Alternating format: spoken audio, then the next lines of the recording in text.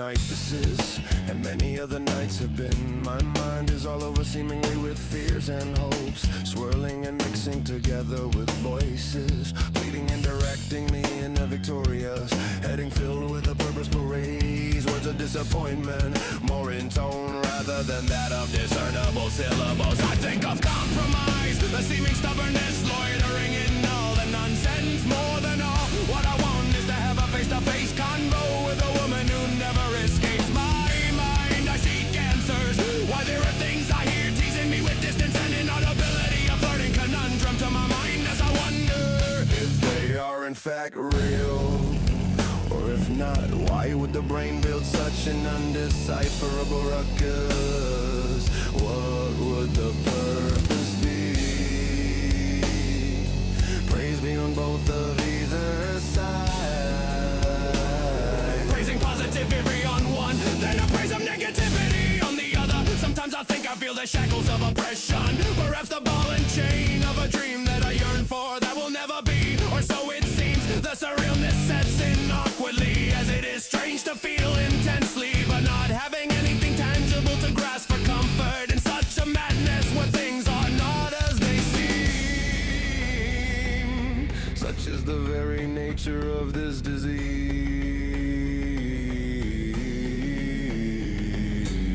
The fear of unsettling others and their judgment is what keeps my nose to this paper, as well as this pen, the ink flowing as the fine felt tip scratches so overwhelmingly loud across the textured parchment in a house as quiet as a crypt, but laced with an intense deafening roar of whispers, causing panic and concern to cross the forehead, and fear of missing something of importance. The overpowering noisy grind only furthering the feeling of uneasiness, with no absolute clarity or even a repetition of some possible choice, lost to the deep waters of dreams and swam by dark toothy creatures one could only describe as nightmares, to remind you and to appreciate the clarity and lack of shadowy things in waters elsewhere. Familiar voices, adorned with their egos but still without physicality, stretching out like hands of sound with expectant tones and words lost to the noise of neighborhood dogs, household trunks and rooftop weather systems buzzing and creating yet another noise layer on the unyielding ring of tinnitus. The first note to be played in the instrumental madness,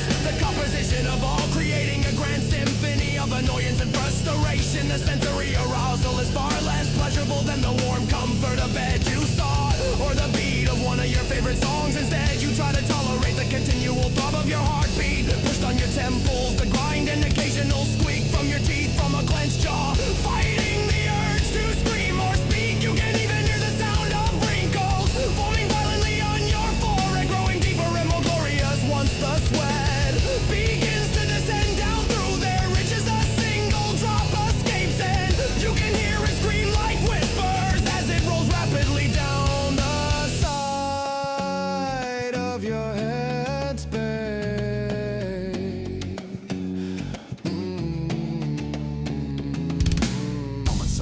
Of silence when it falls off a cliff, just before the thunderous bang as it lands in your sound hole of flesh.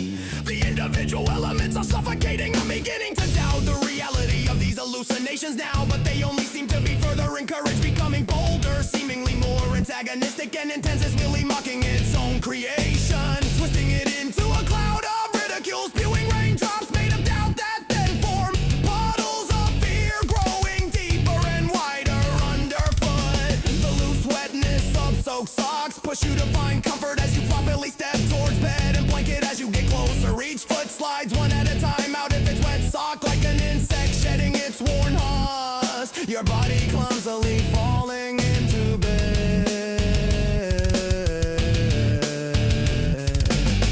Darkness begins its slow creep, its shadow slowly swallowing everything seen. The last bit of light enveloped as you close your eyes. Your head lowers and gives a last settling roll, and your mind starts to fall quieter, traveling more freely and easily